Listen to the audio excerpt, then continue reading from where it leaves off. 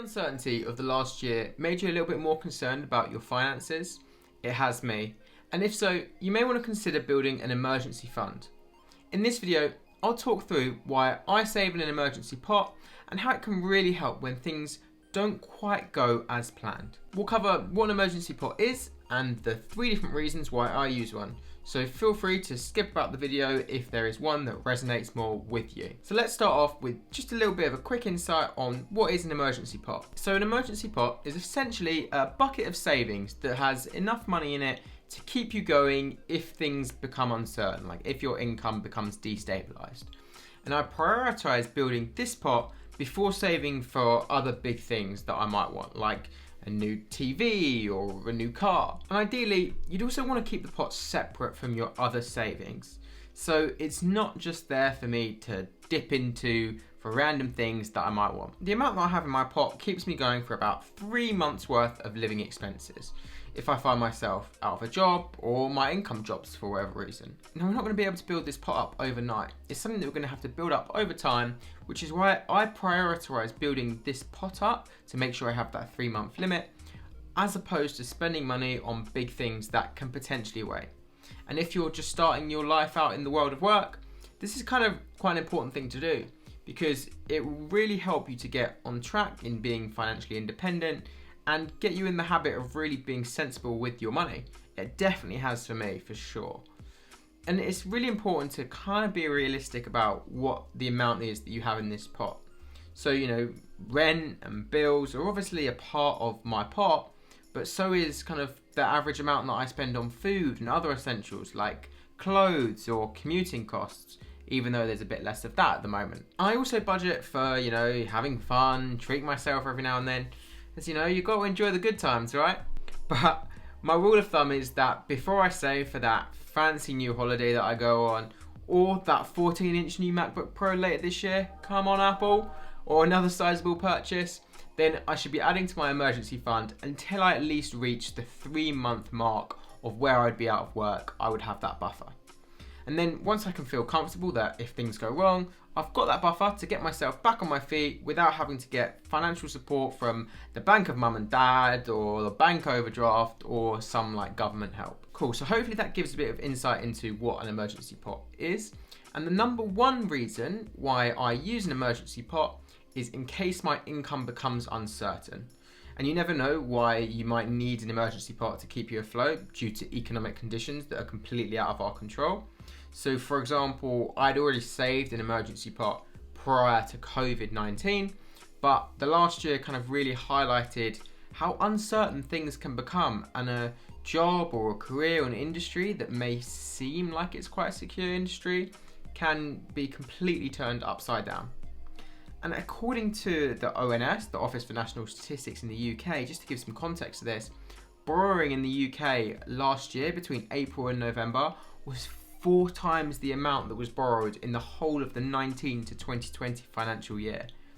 And a lot of people have been lucky to keep their jobs or work from home, but other people were less lucky, and other people were made redundant or had to be furloughed. So they didn't have their usual incomes coming in. And this is only what happened in the UK. Many other governments didn't offer a support scheme as comprehensive as the UK. Many offered far less. And while the government provided some support for some people in some different job types, the pandemic has lasted well beyond 3 months. But even if you didn't have an emergency fund, things may have been a bit tougher for you this year. So the way I see it, I put aside my pot for unpredictable situations, no matter what they may be, and I see it as just a really good way to protect myself from the unexpected as much as I can until the next pandemic or something like that at least. So the second reason that I have an emergency pot is there's just those random odd jobs that come up that just require a bit of spare cash. Like just last week, my car decided that it needed a new battery, and I decided to raid the emergency pot to pay for it. There's always things that go wrong, eh? And things like appliances in the house, like the washing machine or the dishwasher that we just kind of expect to work. If they don't work, they can be a real frustration and interrupt our daily lives. I would be nowhere without my dishwasher. And whatever it may be, one thing is for sure, there's always unexpected expenses that crop up whenever is the least convenient time to do so.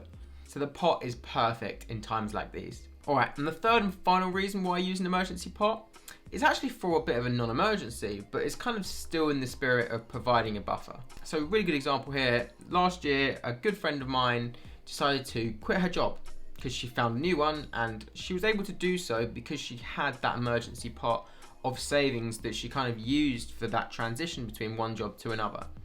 And ideally you'd find a new job before moving on from one, but if you're really hating your job, or if something happens and you can support yourself, you know, for 2 or 3 months until you find something better, having that kind of pot gives you the freedom to jump ship, which is exactly what she did. And I, for one, really love having the freedom to make my own decisions in life. And the idea of being trapped in a job that I didn't like because I couldn't afford to leave is not a situation I want to be in. Perhaps you like your day job, but you want to become a freelancer or start your own business. Well, having an emergency buffer of 6 to 12 months would allow you to comfortably pursue your dream and not have to worry about any kind of money issues whatsoever. And for me, financial freedom is really important for my well-being, and being able to make decisions that can change my life, whether that's job, whether that's money related, whether that's where I live, is super important for me to have that control. And you know, according to one website, I looked this up, and the average cost of living in the UK is about £2,250 a month for one person. So, you know, this freedom comes at a cost. And based on that average, over a 3-month period, we're going to be looking at like 6 to 7 grand that we want to save in this emergency pot. But that is where it comes in perfectly later down the line. And beyond these reasons, topping up the emergency fund gets me into that saving mindset that I want to be. And it keeps me spending money on things that I don't need to, because that money is saved somewhere instead of my current account. And there's 2 really good places that I would recommend to create this emergency pot. So if you bank with Monzo, a Monzo pot could work really well for this. You can send money automatically, you can round up the spare change, etc, etc. But the rates aren't great. What I do, and what you could do, is I have a Nutmeg Stocks and Shares ISA, and I feed money into that Stocks and Shares ISA, or you could lump sum it. And that way you set your risk level and you set kind of what you want to invest in, and they invest that money in the stock market, although they manage it for you, so it kind of does reduce the risk. And if I need to go ahead and, you know, smash open that glass on that Nutmeg account, I can do. The money's there. I could take it out if I really wanted to. If you don't want to lose the benefits of a Stocks and Shares ISA, just use something like a Monzo pot. And even if I don't use the pot for a year, the point is that it's growing and it will be there if I need that support, if something unpredictable comes my way. And I think as long as I treat the emergency fund as it is, you know, break glass for emergency, then it will help me to get through any kind of times of uncertainty, get me into more of a saving habit, and hopefully it can do the same for you. If you like this video, check out this one on my favorite business ideas to start this year, or this one on the easiest side hustle that you can get involved with right now. If you enjoyed this video, smash that like button below to let me know that you found it valuable, and comment any ideas of other videos you want to see. Otherwise, I will see you very soon. Thank you so much.